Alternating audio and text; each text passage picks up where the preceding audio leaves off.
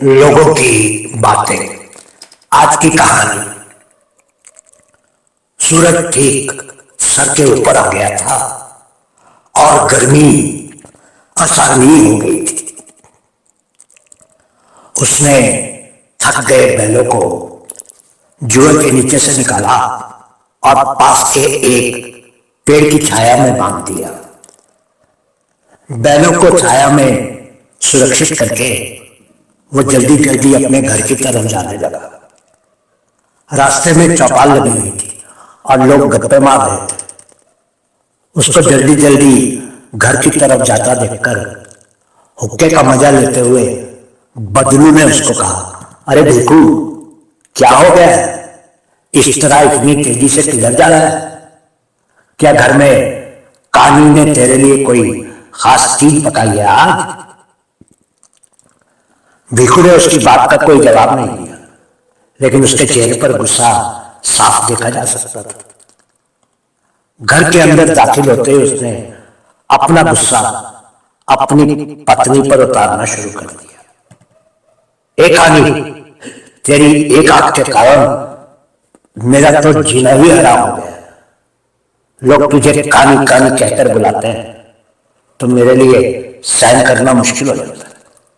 अब अगर तू मुझे मेरे इस घर में दिखी तो मैं तेरी दूसरी आंख भी फोड़ दूंगा। कहने के साथ ही भिखू ने धक्के मारकर अपनी पत्नी को घर से बाहर निकाल दिया और वह बिना कुछ खाए पिए भूखा प्यासा उसी हालत में वापस खेत की ओर चल दिया।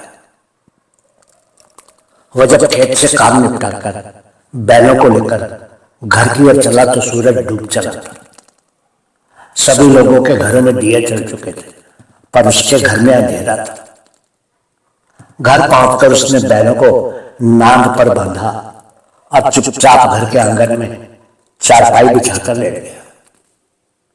जब थोड़ी थकावट दूर हुई तो उसने उठकर घर का दरवाजा खोला, पर उसे पता ही नहीं था कि कहाँ दिया पड़ा है और कहाँ दिया सलाई। उसने अंधेरे में इधर उधर हाथ मारा पर उसे कुछ न मिला। फिर वह सिर पकड़कर बैठ गया और लगा लोगों को कोसने, हरामजादे, कानी कानी कहते थे, अब कोई ये पूछने नहीं आ रहा। सबके घर में दिए जल गए, तेरे घर में अंधेरा क्यों?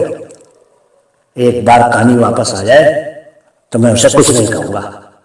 वह जोर से चिल्लाया। उसके मुंह से अभी ये शब्द निकले ही थे कि उसकी पत्नी एकदम से पशुओं वाले छप्पर से बाहर निकल आई।